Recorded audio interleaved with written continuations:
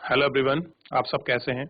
मैं उम्मीद करता हूं कि बहुत अच्छे होंगे और अपनी पढ़ाई को बहुत अच्छे से कर रहे होंगे। मैं आकाश कुमार बढ़ाना आईसीटी वर्चुअल क्लासरूम में आपका बहुत बहुत स्वागत करता हूं मेरे प्यारे बच्चों। और आपको जैसा पता है 8th क्लास है और हम लोग देख रहे हैं हमारे अतीत थर्ड। इसी में बच्चों हम लोग आपका चैप्टर नंबर 6 आपका देखेंगे। फर्स्ट बुक है हमारी। और जैसे कि हम लोग ज्योग्राफी के जितने भी आपका सारे चैप्टर हैं हम उनको बहुत अच्छे से कर पाए हैं। इस बुक को समाप्त करने के बाद हम लोग आपका पॉलिटिकल साइंस में चलेंगे।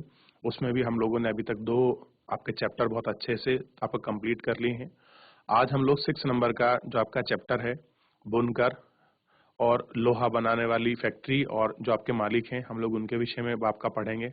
6 नंबर का आपका चैप्टर है और 5th नंबर के अंतर्गत हम लोगों ने लोगों के जो आपके बगावती रुख थे या 1857 के बाद की क्या आपकी स्थिति थी उसको हम लोगों ने पिछले लेक्चर के माध्यम से उसको पढ़ा और आपका समझा था। आज हम लोग आपका 6 नंबर के लेक्चर को आपका पढ़ेंगे और समझेंगे। आप जब अपना लेक्चर पढ़ते हैं कोई भी चीज आपको समझ नहीं आती है तो बच्चों अपने सिस्टम के माध्यम से हैंड रेस करके लाइव जुड़कर चैट के माध्यम से आप अपना कमेंट, अपनी क्वेरी, आप अपने प्रश्न हमसे पूछ सकते हैं। कोई भी स्कूल का कोई भी बच्चा अगर किसी का कोई अपना डाउट रहता है। चलिए तो हम चलते हैं सीधा डिजिटल बोर्ड की तरफ। ध्यान दीजिए, बुनकर, लोहा बनाने वाले और फैक्ट्री मालिक। चैप्टर का नाम हमारा बिल्कुल साफ है और आपका क्लियर है। इसको भी हम लोग आपका पढ़ेंगे, सीखेंगे और जानेंगे कि इस चैप्टर के माध्यम से हमें किन किन चीजों को आपका सीखने का मौका मिल रहा है, क्या चीजें हैं जो हमारे लिए बहुत ज्यादा आपकी महत्वपूर्ण है। उन सबको इस लेक्चर के माध्यम से हम लोग समझेंगे और आपका पढ़ेंगे। क्लियर है? देखिए, ये आपको जहाजी आपके बेड़े आपको दिखाई दे रहे होंगे। 17वीं शताब्दी में आपका सूरत बंदरगाह पर व्यापारिक जो आपके जहाज हैं ये आपको दिखाई दे रहे हैं। इन व्यापारिक जहाजों को आपको समझना है और इन व्यापारिक जहाजों की जो स्थिति है इनको आपको देखना है। अब देखिए, चैप्टर हम लोग शुरू कर रहे हैं और हिस्ट्री में जो है आपका मॉडर्न इंडिया का पार्ट है। अगर मैं बात करूं, देखिए आपकी प्रॉपर बुक है तो इसलिए हम लोग उस बुक का नाम दिया गया है हमारे अतीत। अतीत का मतलब होता है हमारा पास्ट। ठीक, आइए इसको हम लोग पढ़ते हैं। इस अध्याय में हम कपड़ा और लोहा व इस्पात उद्योग, इन दोनों उद्योग का विशेष अध्ययन करते हुए देखेंगे कि ब्रिटिश शासन के अंतर्गत भारतीय कारीगर कारीगरी और उद्योग की दशा क्या थी। देखिए बहुत सिंपल, हम लोगों को साफ चीज बिल्कुल आपका स्पष्ट होगी। हमको क्या देखना है कि ब्रिटिश शासन के अंतर्गत जो भारतीय कारीगर थे और जो उद्योग थे उसकी दशा क्या थी और अध्ययन क्या करेंगे, उद्योग और इस्पात और कपड़ा, इन चीजों पर हम लोग अध्ययन करेंगे कि इस समय क्या स्थिति थी। यानी कि ये चैप्टर की आपके की पॉइंट है और इन्हीं चैप्टर के माध्यम से आपको ये सारी चीजों को पढ़ना है और सारे चीजों को क्या करना है, आपको देखना है। इसी के ऊपर बात होने वाली है पूरे चैप्टर के अंतर्गत। ध्यान दीजिए, आधुनिक विश्व में औद्योगिक क्रांति की दृष्टि से ये दोनों ही उद्योग बहुत महत्वपूर्ण थे। अब देखिए कौन कौन से, चाहे आपका सूती वस्त्र हो या आपका लोहा का जो उद्योग हो, दोनों ही आपके महत्वपूर्ण थे। क्योंकि आप जानते हैं इस समय में आप अगर 20वीं शताब्दी को देखेंगे तो औद्योगिक आपकी क्रांति पूरे विश्व में हो चुकी थी। नई नई चीजें आ रही थी, नई नई मशीनरी आ रही थी और पूरे विश्व में इसका परचम फैल रहा था। सूती कपड़े के मशीन उत्पादन में ही 19वीं सदी में ब्रिटेन दुनिया का सबसे प्रमुख औद्योगिक राष्ट्र बन गया। अब देखिए, सूती कपड़े के जो आपकी मशीन से उत्पादन करने वाला कौन सा देश बना था आपका, ब्रिटेन। और क्या था ये, दुनिया में सबसे प्रमुख आपका औद्योगिक राष्ट्र बना। यानी कि अगर आपको कपड़ा चाहिए और जो आपका फाइन आपकी क्वालिटी का हो, बहुत अच्छा बना हुआ हो, तो मशीन से कपड़ा कौन बना रहा था बच्चों, आपका ध्यान देना है आपको, वो कपड़ा बना रहा था आपका ब्रिटेन।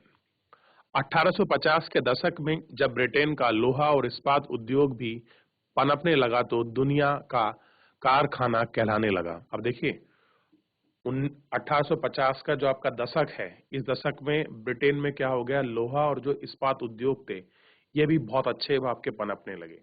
और जैसे ये सब पन गए तो क्या होगा, दुनिया का ऐसे कारखाना कहा जाने लगा। क्योंकि जितनी भी औद्योगिक आपकी चीजें थी, आपकी जरूरत थी, मशीन के पार्ट बनने थे या मशीन बननी थी, वो बिना लोहे के नहीं बनती थी। और लोहे का उत्पादन कहां पर हो रहा था बच्चों आपका, देखिए ब्रिटेन में। अब मान लीजिए हमको लोहा मिला है, हमारे यहाँ क्या प्रक्रिया थी, हमको लोहा मिलेगा, हम उसको भट्टी में पकाएंगे, उसको फिल्टर करेंगे। एक बहुत लंबा प्रोसेस के बाद हम अपनी चीजों को तैयार कर पाते। लेकिन ब्रिटेन में जब आपकी फैक्ट्रियां लगी थी, औद्योगिकरण आपका बन चुका था, तो वहां बहुत बड़े लेवल में ये सारे जो थे आपके कार्य हो रहे थे। क्लियर है? चाहे आपका कपड़ा हो या चाहे आपका लोहा हो, उसके संपूर्ण कारखाने की चीजों की जो आपकी शुरुआत थी वो कहां से मान रहे हैं हम लोग? ब्रिटेन से। और समय भी बता रहा है कि कौन से समय में कब चीज ब्रिटेन में आपका विकसित हो रही थी। ये आप टाइम पीरियड भी इसमें देख सकते हैं। अब देखिए, ब्रिटेन के औद्योगिकरण और भारत पर ब्रिटिश विजय और औपनिवेशीकरण में गहरा संबंध था। कौन कौन चीजों पर ध्यान देना है? जो आपका ब्रिटेन में क्या था? औद्योगिकरण, जो आपका डेवलपमेंट वहां हो रहा था। और दूसरा, भारत पर आपका ब्रिटिश विजय, जिस तरह से उन्होंने अपनी विजय पाई थी, और इसमें क्या था? उपनिवेशीकरण का गहरा संबंध था। अब देखिए, अगर आप लोग देखेंगे तो आप इसमें पढ़ चुके होंगे कि ब्रिटेन ने भारत को क्यों अपने पास कैप्चर करके रखा। उसके दो रीजन थे। पहला रीजन था उसको कि हम यहां से बहुत अच्छी मात्रा में अपना कर आपका ले रहे हैं, यहाँ का राजस्व हम लोगों को मिल रहा है, हम अपना शासन प्रशासन चला रहे हैं। ये उनका एक कारण था। दूसरा कारण था उनका उपनिवेशीकरण। उपनिवेश का मतलब था कि जब आपका ब्रिटेन में आपका औद्योगिकरण आपका शुरू हो गया, तो इनको कच्चे माल की आवश्यकता थी। अब ये कहां से प्राप्त करें कच्चा माल? इन्होंने कच्चा माल को, इन्हें भारत एक बहुत बड़े बाजार के रूप में दिखाई दिया, जो बहुत आपका सस्ता भी था और वहां इनका शासन प्रशासन भी था। तो अपनी मर्जी से और अपने अनुसार ये दाम को खरीद सकते थे। अब इसीलिए इन्होंने क्या कराया? नील की खेती कराई, कपास की खेती कराई इन लोगों ने, ठीक। और कच्चे माल के रूप में इन्होंने इसको आपका भारत से ही सारी चीजों को मंगवाया। आप देखते हैं कि पहले भारत की कपास ब्रिटेन जाती है, वहां मशीनों पहुंचकर आपका कपड़ा बनता और वही कपड़ा ऊंचे दामों पर भारत के भारतीय बाजारों में आकर बिकता था। और जिसके कारण क्या हो गए? यहाँ के भारतीय अब आपके बाजार भी आपके बर्बाद हो गए, और जो यहाँ के जो कारीगर थे वो भी आपके समाप्त हो गए, और यहाँ के जो आपके कुटीर उद्योग थे, लघु उद्योग, वो भी समाप्त हो गए। ठीक। आप अध्याय 2 में देख चुके हैं कि ईस्ट इंडिया कंपनी के व्यापारिक हितों की रक्षा करने के लिए किस तरह भारतीय भूभाग पर आपका कब्जे हुए और किस तरह से व्यापार का ढांचा बदलता गया।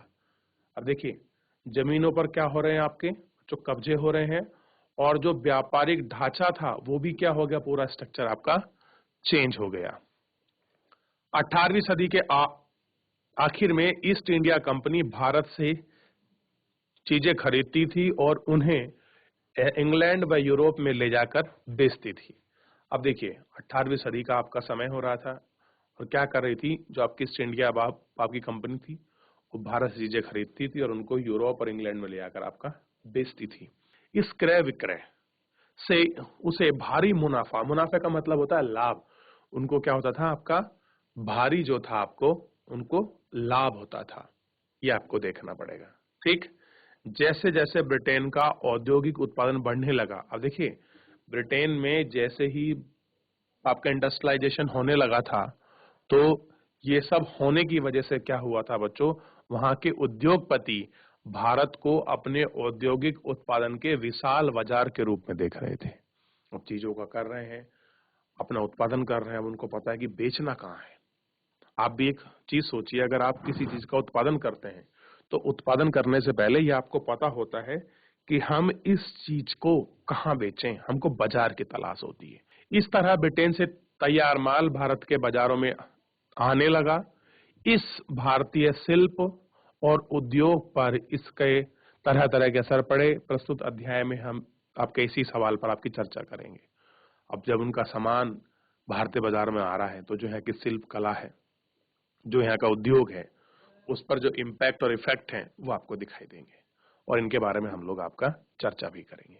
तो ये एक चीज थी जो इस चैप्टर के शुरुआती दौर था, और इस चैप्टर का जो मेन पॉइंट है, हम कपड़ा लोह के विषय में अध्ययन कर रहे हैं कि कैसे ब्रिटेन में उसका डेवलपमेंट हुआ, भारत की स्थिति क्या थी, उनका ही आपका कंपैरिजन हम लोग यहाँ करते हुए अपनी चीजों को देखेंगे, इनको पढ़ेंगे और लेक्चर का अध्ययन करेंगे। तो अभी जितना पढ़ा है, यहाँ तक किसी बच्चे को कोई प्रॉब्लम, कोई चीज ऐसी है जो आपको समझ ना आई हो, तो आप बच्चों सिस्टम के माध्यम से हैंड रेस कर लाइव जुड़कर चैट के माध्यम से आप अपनी क्वेरी या अपना प्रश्न हमसे पूछ सकते हैं। देख लिया बच्चों आप लोगों ने।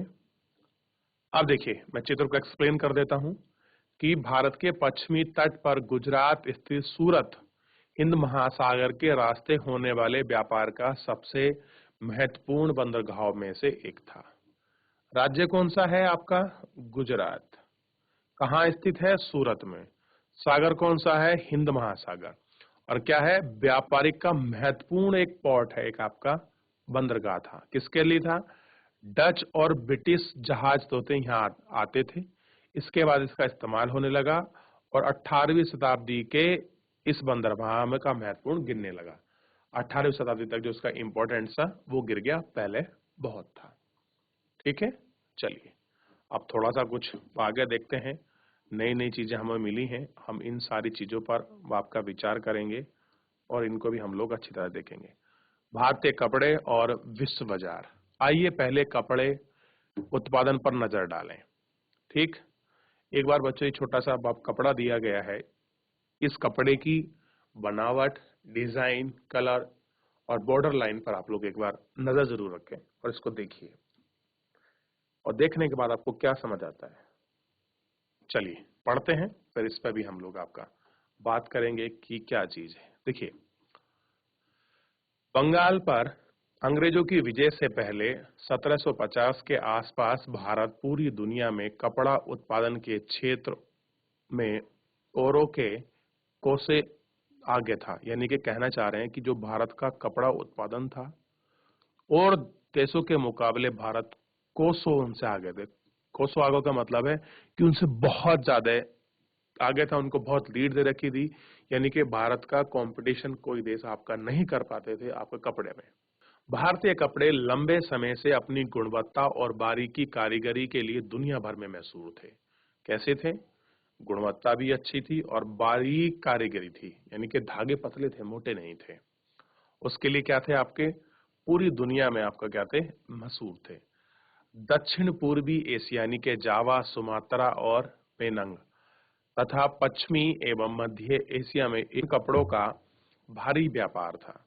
16वीं शताब्दी से यूरोप के व्यापारी कंपनियां यूरोप में बेचने के लिए भारतीय कपड़े खरीदने लगी।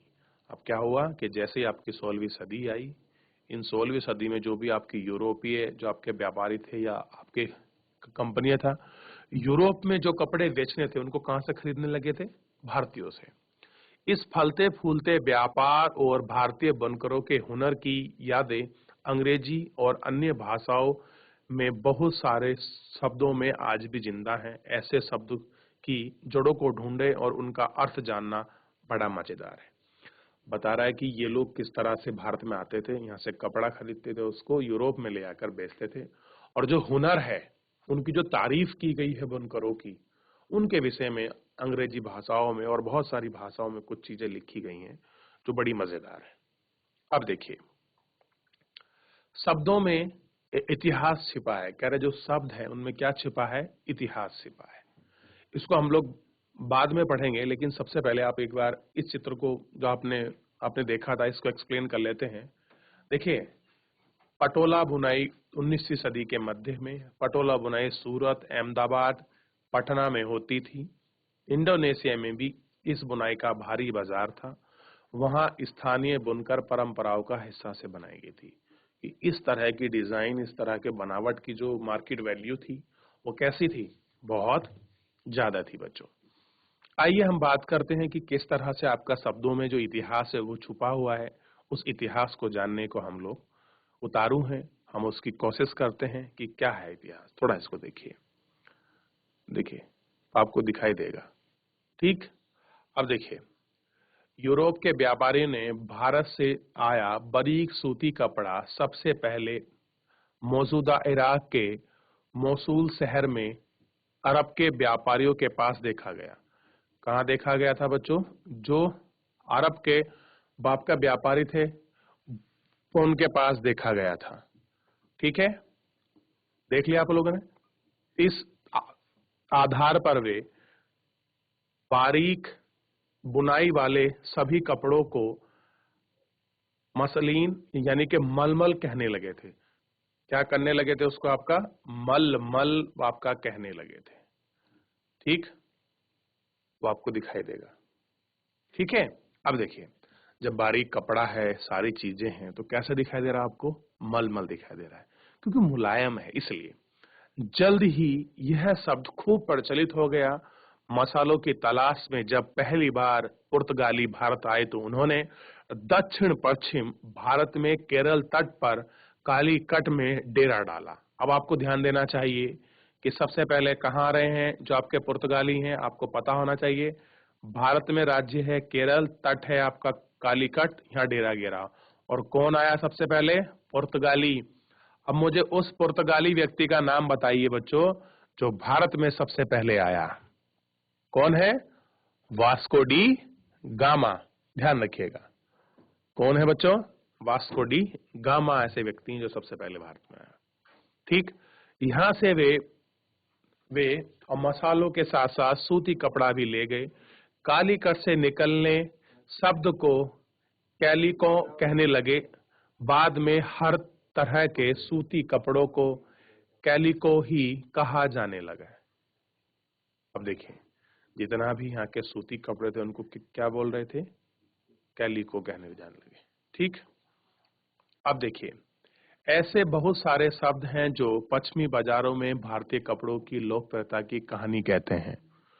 ठीक, चित्र 3 पर आप एक एक ऑर्डर बुक पन्ना को देखिए, जिसे 1730 में ब्रिटिश इंडिया कंपनी ने कलकत्ता स्थित अपने नुमाइंदों के पास भेजा था। नुमाइंदो मतलब जानते हैं क्या होता है? ये शब्द है अरबी का, नुमाइंदे। इसको आप लोग जान के आना इसका मीनिंग, जो आपके लोग जानते हैं उसको पढ़िएगा, फिर मुझे बताइएगा कि क्या होते हैं नुमाइंदे। वहीं के मुताबिक उस साल कपड़े के 589000 थानों का ऑर्डर मिला था, यानी कि कितनी बड़ी मात्रा में ऑर्डर्स आपके बुक किए जा रहे थे आपके कपड़ों के। अब देखिए, पहले कपड़ा थान में होता था। थान जानते क्या होते हैं? आपके कपड़े को मीटर जो था बल्क के रूप में ऑर्डर किया जाता था। ठीक है, यदि आप इसी बही के पन्ने को पढ़ते हैं तो आपको पता चलेगा कि उसमें सूती और रेशमी कपड़े की 98 किस्म का जिक्र किया गया है। कितने? कि सूती और आपका रेशमी कपड़े की 98 किस्म है। यूरोपीय व्यापारी उन्हें पीस गुड्स कहते हैं। क्या कहते हैं उनको? पीस गुड्स कहते हैं। आमतौर पर 20 गज लंबा और 1 गज चौड़ा थान होता है। कितना होता है? 20 गज लंबा और 1 गज चौड़ा थान होता है। ठीक, ये आपको ध्यान रखना है। तो ये चीजें थी, एक किस तरह से ऑर्डर जो था वो आपका बुक हो रहा था। आप इस चित्र को देख सकते हैं। देखिए, ऑर्डर्स वगैरह सब लिखे हुए हैं। ईस्ट इंडिया कंपनी की ऑर्डर बही का एक पन्ना है कि किस तरह से ऑर्डर आपके मंगाए जा रहे थे, वो पन्ना आपको दिखाई देगा। देखिए, ये कह रहे हैं, गौर से देखिएगा कि बही में किस तरह एक एक चीज की कीमत लंदन में तय की गई थी। ये आपके सामान मंगाने के लिए कंपनी को 2 साल पहले ऑर्डर देने पड़ते थे, क्योंकि ऑर्डर को भारतीय बाजार जरूरी कपड़े बनाने और उन्हें वापस भिजवाने में इतना समय ही लग जाता था। कितना समय लगता था बच्चों? 2 वर्ष। सामान जाएगा ऑर्डर, फिर वहां से आएगा, और कितना समय लगेगा, ये सब चीजें आपकी तय होती थी। अब देखिए, जब कपड़े के थान लंदन पहुंचते थे, उन्हें नीलामी के जरिए बाजारों में बेचा जाता, यानी कि उनकी भी नीलामी होती थी कपड़ों की। जो थान यहाँ से जा रहे हैं बच्चों, ठीक है, उनकी क्या होती थी? नीलामी। अब देखिए, जमादानी बुनाई 20वीं सदी की शुरुआत में किस तरह से डिजाइन वाली चीजें हैं आपको दिखाई देगी। देखिए, ठीक, चलिए आगे दे। आइए अब इस बही में दी गई विभिन्न किस्मों के नाम को देखते हैं। थोक में जिन कपड़ों का ऑर्डर दिया गया था उनमें छपाईदार सूती कपड़े भी शामिल थे। इनमें व्यापारिक व्यापारिक सिटास, कोसा और बढ़ाना कहते थे। क्या आप जानते हैं कि अंग्रेजी का सिटार शब्द कहां से आया है? जी हां, यह है हिंदी के छींट शब्द से निकला है। किससे निकला है? हिंदी का छींट शब्द से निकला है। हमारे यहाँ छींट रंगीनी फूल पत्ती वाले छोटे छापे गए कपड़े को कहते हैं। यानी कि जो छोटा कपड़ा होगा, जो आपका रंगीन वाला होगा, जो उसको छापा गया, उसको हम छींट कहते हैं। 1960 के दशक तक इंग्लैंड और यूरोप में छापेदार भारतीय सूती कपड़ों की जबरदस्त मांग पैदा हो चुकी थी। क्या हो चुकी थी? कि जबरदस्त आपकी उसकी जो मांग थी वो आपकी पैदा हो चुकी थी। ठीक, अब देखिए, आकर्षक फूल पत्तियां, बारीकी रेशे और सस्ती कीमत की वजह से भारतीय कपड़े की एक अलग ही रुतबा था। अब ये बता रहे हैं कि भारत की चीजें किस तरह से थीं, किस तरह से फैला हुआ था बाजार, क्या उनकी वैल्यू थी, ये आपको समझा रहे हैं। जब तक ब्रिटेन में औद्योगिक क्रांति नहीं होती, सूती कपड़ा बाजार में जो भारत का बनाया चल रहा है, जब भारत के बाजार की वैल्यू थी, भारत के सूती कपड़ों की वैल्यू थी, उस समय की बात बता रहे, किस तरह से डिमांड थी, किस तरह से मांग थी, कैसा कंटेंट बना के दे रहे थे, छीटी कपड़े थे, फूल पत्ती वाले थे, क्या डिमांड थी, कितना लंदन में जाया करता था, और कैसे ये सब कुछ बर्बाद कर दिया ब्रिटेन ने। इसको आपको देखना होगा बच्चों, ये सारी चीजें इसमें समझाई जा रही हैं। इंग्लैंड के रसाई ने ही नहीं बल्कि खुद महारानी भी भारतीय कपड़े से बने परिधान पहनती थी। चाहे आपका रसाई नहीं, जो भी आपका वहां का जो रसोई वगैरह जो भी व्यक्ति हो वो नहीं, बल्कि वहां की महारानी भी भारतीय कपड़े के जो आपकी चीजें बनी थी उन्हें पहनती थी। बढ़ाना शब्द का इस्तेमाल गले या सिर पर पहनने वाले चटक रंग के छपेदार गुलू बंद के लिए किया जाता था। यह शब्द हिंदी के बांधना शब्द से निकला है। इस श्रेणी में चटक रंग वाले ऐसे बहुत सारी किस्म के कपड़े आते थे जिनसे बांधने और रंग साजी की विधियां ही से बनाया जाता था। वहीं कहीं दूसरी तरह के कपड़े का भी जिक्र है जिसका नाम उनके जन्म स्थान के अनुसार लिखा गया है, जैसे कासिम बाजार, पटना, कलकत्ता, उड़ीसा, चारपुर आदि। इन शब्दों के प्रयोग से पता चलता है कि दुनिया के विभिन्न भागों में भारतीय कपड़े कितने मशहूर थे या फेमस थे। अब देखिए, सबसे पहले देखिएगा आप लोग कि ये कपड़ा आपको दिखाई दिया और इसके साथ ये वाला कपड़ा, इस शॉल, इस एक इमेज है, इसको देखिए। ये बच्चों आज की नहीं है, ये 1730 का दशक है। उससे पहले की बात कर रहे हैं कि भारतीय कपड़ा आपका किस तरह बाजारों में था और कितनी डिमांड थी, किस तरह से आपका फेमस हो रहा था। आज ये कपड़े देखने के लिए मिलते हैं आप लोगों को, लेकिन ये ऐसा नहीं है कि आज ही हमारे जो आधुनिक मशीन है उन्होंने बनाए, नहीं, हमने हाथ से बनाए हैं ऐसे कपड़े। हमारे यहाँ जो होता है, आप देखिए कुछ आपके बुनकर होते हैं आज भी बनारस में, लखनऊ में, कांचीपुरम में, ठीक आपके तमिलनाडु में कुछ जगह ऐसी हैं, और खास करके ये तब कलकत्ता में, कोलकाता में, जहाँ साड़ियाँ आज भी हाथ से बनाई जाती हैं, सिल्क की साड़ियाँ। तो ये सारी चीजें होती हैं जो आपको दिखाई देगा कि कितनी महत्वपूर्ण है और आपको समझ आएंगी।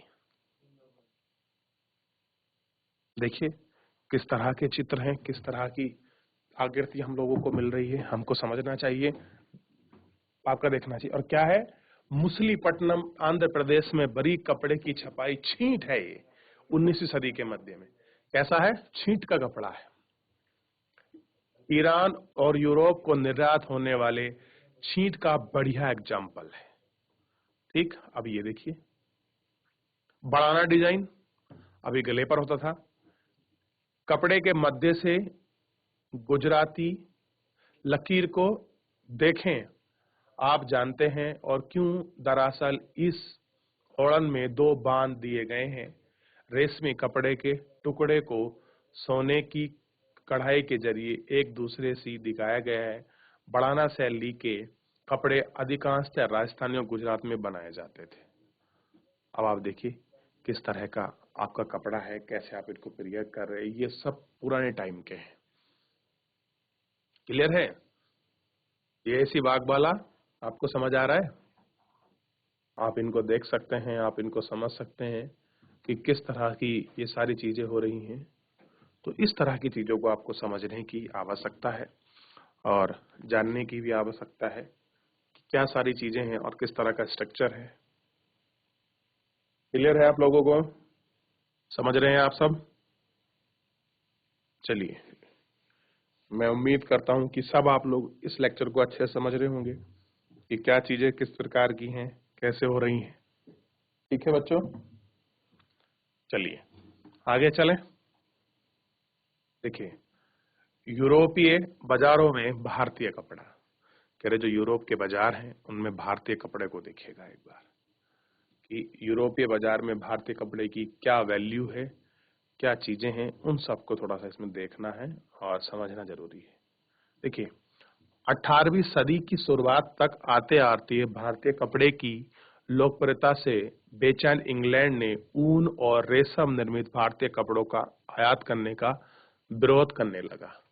अब वो क्या कहने लगा कि वो बेचैन हो गया इंग्लैंड कि ये क्यों हो रहा है कि भारतीय कपड़े यहाँ आ रहे हैं। तो उसने निश्चित करा कि ऊन के और आपके रेशम के जो कपड़े निर्मित हैं वो भारत से नहीं मंगाए जाएंगे। उसका विरोध होने लगा कि हम लोग क्या नहीं करेंगे, वहां से कपड़े नहीं मंगाएंगे। इस दबाव के कारण 1720 में ब्रिटिश सरकार ने इंग्लैंड में छापेदारी सूती कपड़े यानी कि छींट के इस्तेमाल पर पाबंदी लगाने के लिए कानून पारित कर दिया। क्या कर दिया? एक कानून बना दिया कि अब छींट का जो भी कपड़ा होगा वो कहां नहीं बिकेगा, आपका ब्रिटेन में नहीं बिकेगा, और इसके लिए कानून बना दिया।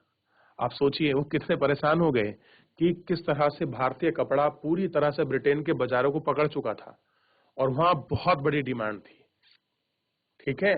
समझ रहे हैं बच्चों के नहीं समझ रहे आप लोग? ये वैल्यू थी भारत के कारीगरों की, भारत के कपड़ों की और वहां की चीजों की डिमांड की।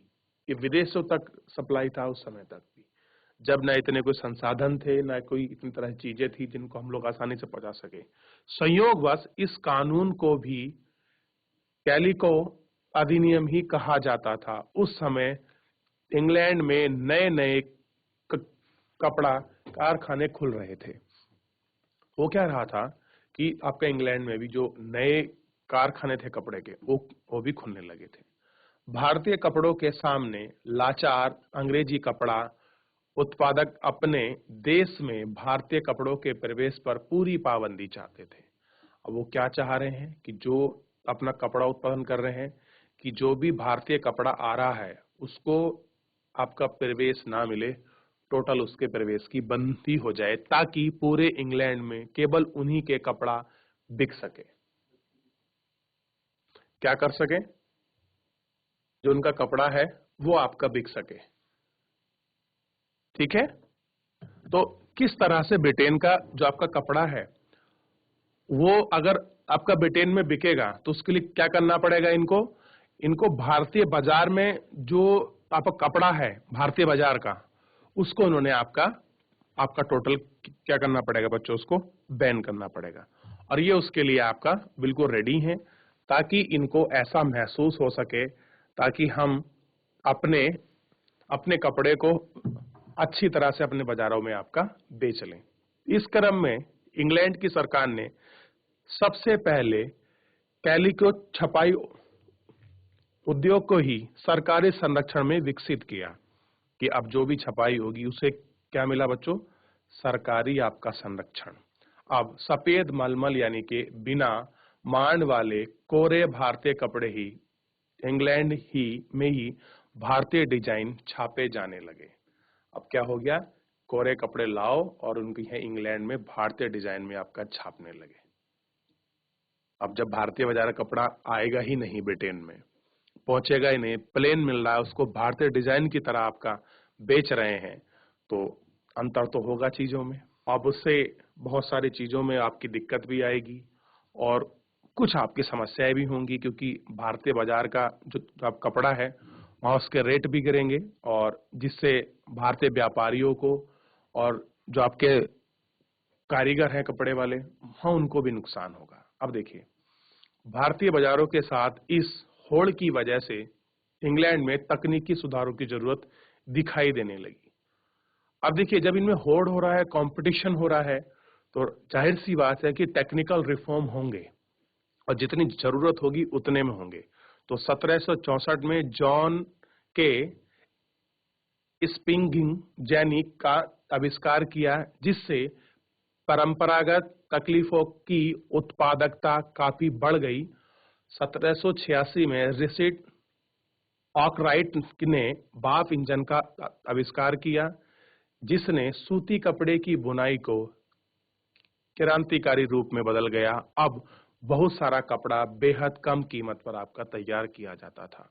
अब देखिए, इंजन क्या हो गया आपका, भाप से चलने वाला हो गया, ठीक है। और सूती कपड़े को आपके बनाने में एक आपका रिफॉर्म, एक क्रांति का मतलब होता है बदलाव, बच्चों ध्यान रखना है। क्या हो गया, एक क्रांतिकारी रूप उनको मिलना शुरू हो गया। अब जो कपड़ा पहले ज्यादा कॉस्ट लग के बन रहा था, ज्यादा आपका खर्चा लगकर आपका बन रहा था, अब वो क्या हो गया, कम खर्चे में बनने लगा। इसके बावजूद दुनिया के बाजारों पर भारतीय कपड़े का दबदबा 18वीं सदी के आखिर तक बना रहा। यानी कि ब्रिटेन में भले ही बंद हो गया, लेकिन और भी ऐसे देश थे जहां पर भारतीय बाजार का कपड़ा बरकरार था। आप देख रहे हैं, दक्षिण पूर्व जो आपका एशिया है आपका, चाहे उसमें फिलीपींस हो, इंडोनेशिया हो, सुमात्रा हो, जावा हो, यहाँ पर भारतीय कपड़े की बहुत डिमांड थी, क्योंकि वहां का जो लोग थे, वहां के जो आपके बाजार थे, वो भारतीय कपड़े की ही मांग करते थे। अब देखिए, डच, फ्रेंच, ब्रिटिश और अन्य यूरोपीय व्यापारी कंपनियों ने इस व्यापार को बेहिसाब मुनाफा कमाया। ये कंपनियां भारत आकर चांदी के बदले सूती और आपका रेशमी कपड़े खरीदती थी। बच्चों, किसके बदले? चांदी देते थे ये लोग, और चांदी के बदले क्या खरीदते थे? सूती कपड़े और रेशमी। क्योंकि चांदी की वैल्यू भारत में ज्यादा थी, लेकिन ब्रिटेन में कम थी। वहां ब्रिटेन में या और देशों में क्या थी? सूती वस्त्रों की और कपड़ों की वैल्यू बहुत ज्यादा थी। परंतु जैसा आप जानते हैं कि जब इंग्लिश ईस्ट इंडिया कंपनी को बंगाल की राजनीतिक सत्ता मिली, तो उसने भारतीय चीजों के लिए चांदी की मांगने की जरूरत नहीं रही। अब उनकी सत्ता होगी, वो क्यों मांगेंगे चांदी को? इसके बाद तो ईस्ट इंडिया कंपनी भारत में ही किसानों और जमींदारों से राजस्व इकट्ठा करके उस पैसे से कपड़ा खरीदने लगी। अब क्या करने लगी, जब यहाँ उनको आपका राजनीतिक आपका सत्ता मिल गई, तो उनको पैसे का स्रोत मिला। स्रोत क्या था आपका? राजस्व, कर के माध्यम से वो लोगों से आपका पैसा लेते थे, और उसी पैसे से क्या करते थे आपका बच्चों, अपना कपड़ा खरीदते थे। यानी कि अब भारतीय बाजारों में चांदी नहीं देनी पड़ती थी उनको, क्या देना पड़ता था? अपना कपड़ा देना पड़ता, यानी कि उनको ये पैसा देना पड़ता था। और पैसा था कहाँ का? ये भी भारतीयों का। तो इस तरह से इन्होंने पूरी तरह से शासन व्यवस्था को कैसे अपने हाथ में लिया, आप इसको देख सकते हैं। तो बच्चों, आज के लिए इतना ही। मिलते हैं नेक्स्ट लेक्चर में। तब तक के लिए अपना ध्यान रखिए, स्वस्थ रहिए और अपनी पढ़ाई को बहुत अच्छे से करते रहिए। और मैं उम्मीद करूंगा कि मेरे प्यारे सभी बच्चे इस लेक्चर को घर पर जाकर एक बार अब इससे रिवीजन करेंगे, ताकि अगर आपको कोई भी चीज आपको समझ ना आए, तो आप लोग लाइव जुड़कर चैट के माध्यम से आप अपनी क्वेरी, आप अपना प्रश्न, अपना डाउट हमसे ले सकते हैं। कोई भी स्कूल का कोई भी बच्चा। तो बच्चों, आज के लिए इतना ही, और आपका मुझसे जुड़ने के लिए बच्चों बहुत बहुत धन्यवाद।